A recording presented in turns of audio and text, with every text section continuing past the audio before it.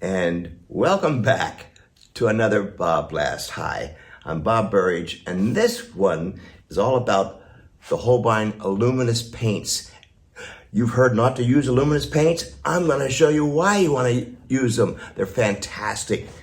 First of all, you're going to make a chart. I add these to my regular paints. Make a chart, regular colors. This is the red, yellow, blue version just to show you. Then here's some Luminous Opera. It could be any one of these bright fluorescent colors. And you mix them together, you get another color. That's unbelievable. But wait, there's more. Add some white to it and another completely different palette. It'll absolutely surprise you. Make your own chart.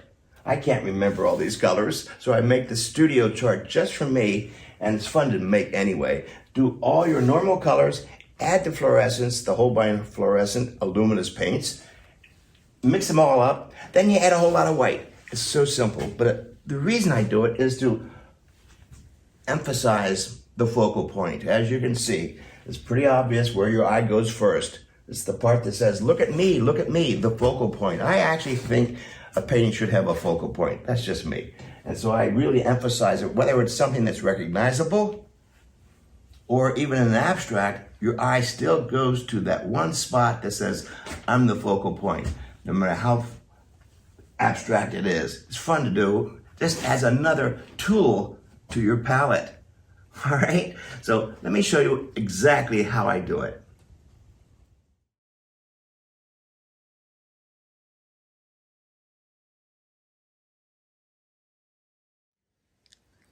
Now here's the color you all know. I love this color. It's that hot pink, Luminous Opera. It's bright. It's in your face. It's fantastic. I mix it with everything. And then I decided, well, let's see what the other colors look like. There are about 6 of them that I like to use. This is the acrylic colors. Heavy body, it says here. So Holbein acrylics, of course. So I'm going to use yellow. Here's a yellow. Believe it or not, that's a yellow. It looks kind of orangish, but that's what it is, okay? These fluorescents are so beautifully unpredictable. This is Luminous Rose. Look at that color. Oh, fantastic.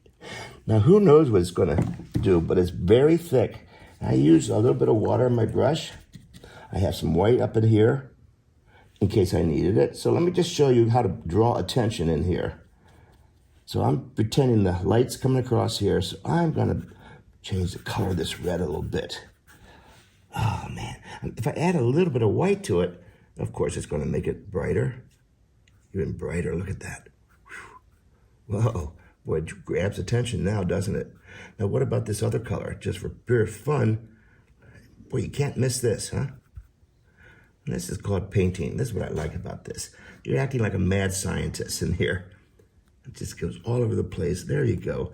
It's not a biggie, a big demonstration, but I'll tell you, this simple little fact will really enlighten your paintings and make them more important and have that little catch. What a nice piece. So I'll just stop at this point right now, but you get the idea how you can mix it back into the wet paint.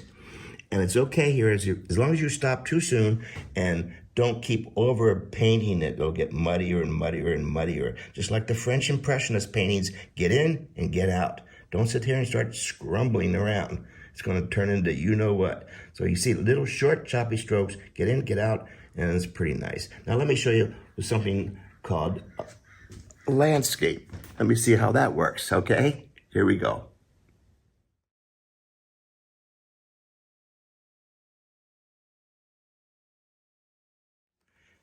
So here I have my warm colors, the acrylic colors, heavy body. There's orange, red, rose, yellow, and of course, pink. Here's a landscape painting that's halfway done. Okay, so mostly I've used the normal colors off the palette, and a little bit of my hot pink, but not a whole lot of it. That's why I like to add some white to it. It kind of softens the impact of this fluorescent color. So let me show you how else I do this. I'm gonna bring in some liveliness here. Negative shape painting here. Whoa, look at this. Whew. It's almost like sunset, right? And this is the yellow.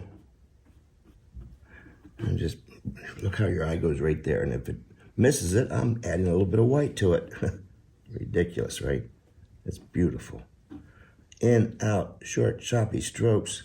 I like to use my fingers in here too sometimes. And I want to open up some of the trees in here. Let the birds fly through, right? Open it up a little bit. Now there's purple and blue underneath. I'm just putting a little bit in so some of the other colors peek through. There we go. Softening this a little bit with my hands. There we go. And I like this particular paint because I can add as much water as I want to and not worry about it breaking apart. It's a very thick, beautiful, heavy body paint. And that's why I like to use the Holbein paints. Just to let you know, that's what I'm doing. And I'll come back in here with some, look at that violet color, crazy. And I'll mix it right in here too. Just get in, get out. Get in, get out. Let's add some more of this. Whoa. You can see how this can go, keep on going and going and going. And I'm mixing a lot of these colors on top of the white too, just so it's not so pure. And you can decide. You can decide. There we go. Well, this is like a Disney ride. So much color, so much fun. And it's pretty simple. But you just keep painting, and it won't get muddier if you do go in, get out. And it just adds a whole lot more sparkle to your painting.